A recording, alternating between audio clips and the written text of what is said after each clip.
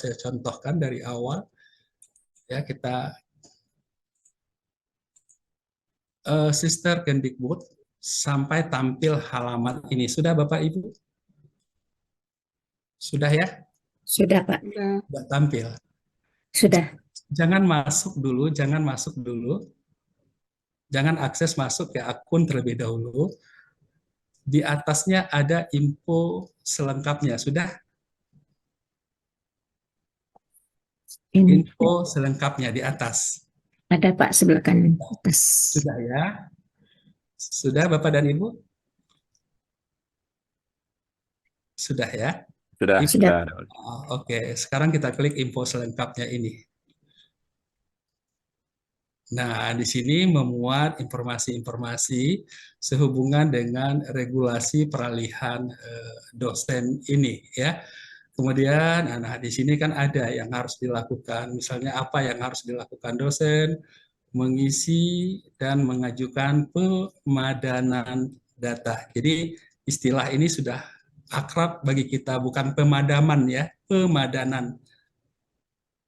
Sepadan di pemadanan data ya, kemudian mengisi dan mengajukan rumpun ilmu ya, kemudian nanti admin PT, kemudian apa yang dilakukan oleh operator. Nah, Bapak Ibu bisa kalau ingin melihat materi paparan sosialisasi ada di sini, materi paparan sosialisasi, tetapi sebelumnya ini klik kenaikan jabatan fungsional dosen. Sekarang kita klik kenaikan jabatan fungsional dosen. Sudah Bapak Ibu? Sudah. Sudah. Nah, di sini nanti sebelum kita masuk ya kan ada tahapan sebelum pengajuan. Nah, ini Pak Rektor dan pimpinan yang lain sangat wanti-wanti walaupun tadi dikatakan bukanya itu di tanggal 13, tetapi ada hal-hal yang harus dilakukan sebelum pengajuan kenaikan jabatan akademik dosen. Kita silakan klik Bapak dan Ibu, tahapan apa yang harus kita lakukan sebelum kita melakukan pengajuan kenaikan jabatan fungsional dosen. Nah, di sini Bapak Ibu bisa lihat ya. Nah, di sini ya, pertama kita perhatikan ini secara umum apa syarat-syaratnya ya. Secara umum ini dulu ya. Nanti apa kita sebelum masuk kepada persyaratan yang ada di Permen 209, nah, bisa apa yang menarik di sini rektor kepala ya, sebenarnya ini hampir sama walaupun sudah dicabut ya, tetapi ini sebenarnya hampir sama ya, cuma yang berbeda di sini jika PNS maka pangkatnya harus 3D ya. Jika di PO 2019 ya dari 3C kan bisa sepanjang angka kreditnya mencapai ke lektor kepala, itu yang istilahnya loncat bisa ya, bahkan ke guru besar pun bisa ya. Nah, sekarang untuk lektor kepala PNS itu pangkatnya harus 3D ya, harus 3D gitu ya, harus 3D. Sementara untuk guru besar ya, jika PNS maka pangkatnya itu 4A, 4B dan 4C. Ada dua keraguan yang terjawab melalui pemberitahuan ini. Pertama, kalau dulu di PO 2019 terbuka bagi 3D ya, seperti Pak Hafiz dulu kan kalau tidak salah pernah mengajukan dari 3D ya, tetapi di sini 4A, 4B dan 4C. Kemudian yang kedua keraguan, kemarin kan kita banyak mendengar kabar bahwa untuk ke guru besar itu harus 4C terlebih dahulu gitu.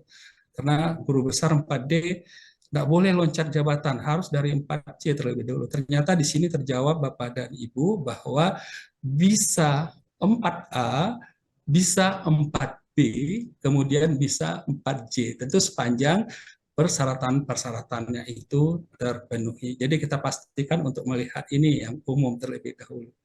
Kemudian lini masanya, tahapannya, ya.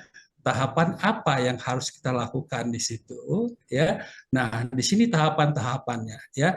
Pertama, persiapan melengkapi dokumen dan memastikan dasar dosen telah memiliki rumpun ilmu di sister. Nanti ini selesai kita mulai di 28 Juni itu sudah bisa dilakukan. Nanti insya Allah kita coba simulasikan. Kemudian proses pengajuan kenaikan jabatan akademik sendiri itu akan dilakukan nanti mulai tadi Pak Rektor sudah singgung 13 Juni sampai 30 Juni. Berapa hari? Sekitar 17 hari, 2 minggu lah ya. Sekitar 2 minggu. Yang ini itu dilakukan oleh operator PAK. Jadi Bu Ica nanti ya akan melakukan karena admin operator PAK Bu Ica ya nanti bisa. Kemudian nanti persetujuan kenaikan jabatan akademik dosen oleh pimpinan PT. Nah, Pak Rektor tanya tadi apa? Nanti tentu Pak Rektor melakukan proses persetujuan. Kemudian nanti ada pemeriksaannya itu dilakukan oleh asesor. Ya, ada asesor khusus kenaikan jabatan akademik ini. Nanti floatingnya itu dilakukan di bulan Juli juga ya, di bulan Juli. Jadi kalau lektor kepala itu asesornya 1 orang, kemudian untuk guru besar asesornya 2 orang.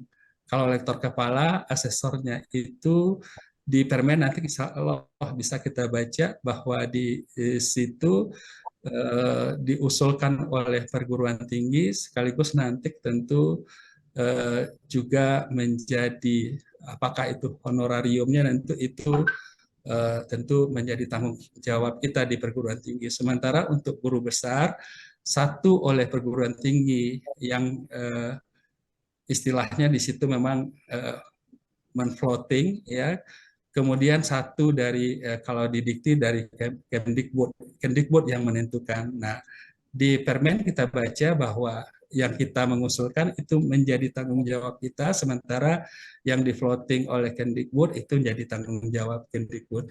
Nah, sehingga nanti kalau kita lihat di sini proses di tahap 1 ini itu Agustus September itu sudah selesai karena dosen operator itu bisa melihat paknya itu hasilnya itu sudah nampak. Jadi mudah-mudahan harapan kita sebagaimana disampaikan oleh Pak Rektor tentu di Agustus September ini kita nanti insya Allah mudah-mudahan amin amin ya rabbal alamin sudah bertambah guru besar, sudah bertambah lektor kepala bagi amin amin ya rabbal alamin. Kemudian ya. iya. Sedang apa? Sedang ada kuliah. Kemudian selanjutnya dokumen-dokumen apa Siapa yang kok? kita siapkan ya sebelum Ian masuk tidak apa kok. Oke. Sedang menerima telepon Pak Zul. Oh iya. Iya. Oke Bapak dan Sedang apa? Sedang daring jo IAIN Pak Batu Zul Sangkar. lalu mati Pak. Apa pamik Pak? Mungkin jam 10-an kok. Iya. Jadi. Oke, baik. Selanjutnya di sini bisa kita lihat dokumen-dokumen apa yang perlu kita persiapkan di sini. Assalamualaikum warahmatullahi wabarakatuh. Pertama sekali, insya Allah untuk adik-adik yang fungsional pertama nanti kita coba lihat di bagian terakhir nanti. Ini untuk lektor kepala dan GB terlebih dahulu ya. Pertama tentu adalah ijazah ya pendidikan terakhir ya kalau kita lihat di sini lektor kepala minimal ya magister S2 atau yang setara ya kemudian bagi guru besar tentu harus S3. Khusus bagi S2 ya kita sebenarnya sudah tahu tapi jarang kita yang melakukan ini bahwa S2 sebenarnya bagi yang sudah 3D terbuka kesempatan untuk ke lektor kepala. Tapi tentu persyaratan karya ilmiahnya sebagai syarat khusus lektor kepala itu tentu berbeda kategorinya ya. Kalau S3 lektor doktor yang sudah 3D bisa syarat khususnya itu adalah nanti bisa kita lihat di dalam apa tapi saya sampaikan saja di sini dulu syaratnya adalah minimal tentu adalah Sinta 2. Sementara untuk yang magister itu adalah jurnal internasional tanpa ada jurnal internasional bereputasi tanpa ada embel-embel SJR-nya di situ. Artinya Kalau di guru besar ada SJR-nya, kalau di magister yang ingin ke lektor kepala itu tidak pun pakai SJR, itu di bawah 0,1 pun bisa ya. Kemudian tentu penyertaan ijazah, ya, resume tesis, dokumen akreditasi prodi, maksudnya prodi kita terakhir, ya. Prodi S3-nya di mana dulu ketika kita tamat, ya, ketika dokumen akreditasi, bukan yang sekarang, tetapi ketika kita tamat. Kemudian SKP tahun sebelum tahun ini, berarti tahun 2023, ya. Tahun 2023 yang itu sudah kita lakukan melalui aplikasi kinerja, kemudian SKP 2 tahun sebelumnya, jadi SKP nampaknya 2023, 22, dan 21. Kemudian FAK konversi yang sudah menggabungkan integrasi dengan PAK konversi kinerja SKP tahun 2003. Ini ada nanti bisa kita, ini yang akan dilakukan oleh kepegawaian nanti, fungsional kepegawaian. Kemudian dokumen bukti BKD. Nah, Bapak Ibu, di sini kita harus mencantumkan laporan BKD kita itu selama 4 semester terakhir, ya. 4 semester terakhir, ya.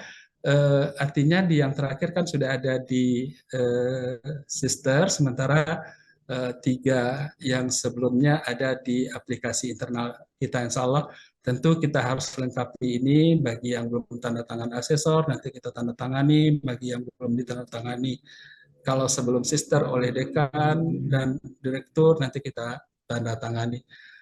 Kemudian sama lah seperti yang sebelumnya, ya, ada surat pernyataan fakta integritas, contoh suratnya bisa langsung di-download, kalau kita klik ini bisa langsung di-download Bapak dan Ibu. Kemudian surat pernyataan fakta integritas pengesahan hasil validasi karya ilmiah oleh pimpinan, nah, ada di sini. Kemudian dokumen korespondensi khusus ini adalah bagi karya yang menjadi syarat khusus harus dicantumkan dokumen korespondensi. Ya, sini ada contoh baik untuk ilmu eksakta maupun oleh sosial dan humaniora, ada di sini setidaknya contoh. Tetapi ini kan by system, ya, biasanya itu kapan mulai submit sampai terbit itu kan ada recordnya itu di email dikirim karena kita di situ adalah korespondensi. Kemudian biasa dokumen cek hasil bagian, contohnya ada. Kemudian artikel di jurnalnya itu sendiri, kemudian dokumen syarat dukung, ya, kita bisa baca ini. Nah, saya tetapi yang berubah saja saya bacakan di sini. Ada di sini kalau biasa persetujuan dan pertimbangan senat dalam bentuk surat keterangan, sekarang bentuknya berita acara, Bu Prof. Ya, berita acara persetujuan senat nomor, ya, ada. Sebenarnya kita sudah ada ini, tetapi kita buat dalam bentuk rekomendasi senat. Nah, sekarang nama entitasnya adalah berita acara persetujuan senat. Sekaligus ini yang kita jadikan, sebab ada di sini data-datanya, kemudian keilmuannya, kepakarannya langsung dibuatkan di sini. Jadi kita tentu mengambil ini saja, dilampirkan daftar hadirnya. Kemudian persetujuan tim komite integritas. Nah, ini yang baru bagi kita, ya. Bukan yang baru juga sebenarnya. Sebelumnya kan ada persetujuan dari katakanlah TPAK dan sebagainya, tetapi di sini ada komite integritas. Jadi Pak Rektor menanyakan salah satu yang harus kita lakukan kebijakannya adalah membentuk komite integritas ini nampaknya Pak Rektor. Karena di sini ada juga daftar hadir rapat insya Allah nanti perkembangan secara teknis kita akan laporkan kepada Pak Rektor. Tetapi nampaknya kita perlu membentuk namanya komite integritas yang itu fungsinya itu untuk memberikan pertimbangan kelayakan bahwa dosen berintegritas, kinerja, tanggung jawab, dan tata krama, tidak ada pelanggaran integritas akademik, ya. Itu dinyatakan oleh komite integritas, yang namanya komite tentu sebagai sebuah tim, ya, kapan hampir sama tadi dengan senat kapan itu. Nah, inilah yang yang kenapa mendesak Pak Rektor itu wanti-wanti malam ini harus juga, karena sebelum tanggal 13 tentu ini sudah harus selesai ya bagi dosen, khususnya yang ke lektor kepala dan guru besar untuk adik-adik yang fungsional pertama, kemudian asisten ahli dan lektor nanti insya Allah kita juga sampaikan. Ya, nah ini yang berbeda, yang lainnya saya rasa itu sama ya. Jadi yang berbeda tadi senat bentuknya berita acara, kemudian untuk ada namanya di sini pertimbangan integritas dari komite integritas ya, komite integritas. Jadi ini yang apa? Oke. Nah, sekarang menindaklanjuti informasi ini apa yang harus kita lakukan? Tentu oke, sekarang kita mulai dengan pemadanan data terlebih dahulu. Oke, Bapak dan Ibu silahkan kembali ke halaman login sisternya. Oke, nah sekarang kita baru login. Jadi kalau terlalu cepat saya tadi silahkan info sekali lagi ya, info selengkapnya ya.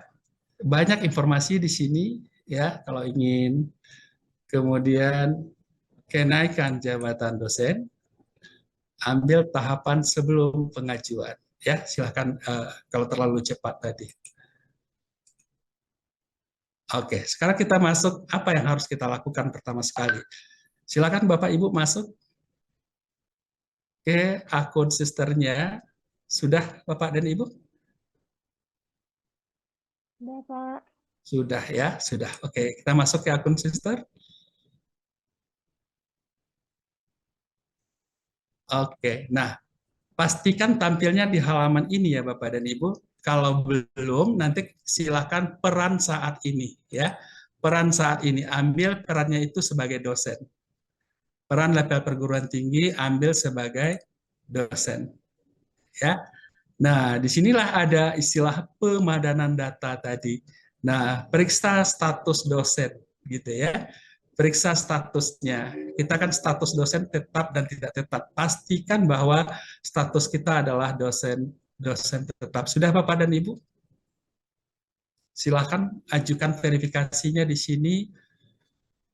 Ya, di yang pertama yang terpenting di situ adalah status dosen. Kalau sudah terverifikasi berarti sudah itu. Ya, kalau sudah terverifikasi sudah Bapak dan Ibu? Sudah ya? Kemudian yang kedua, periksa verifikasi NIK. Silakan masuk verifikasi NIK di sini. Ya.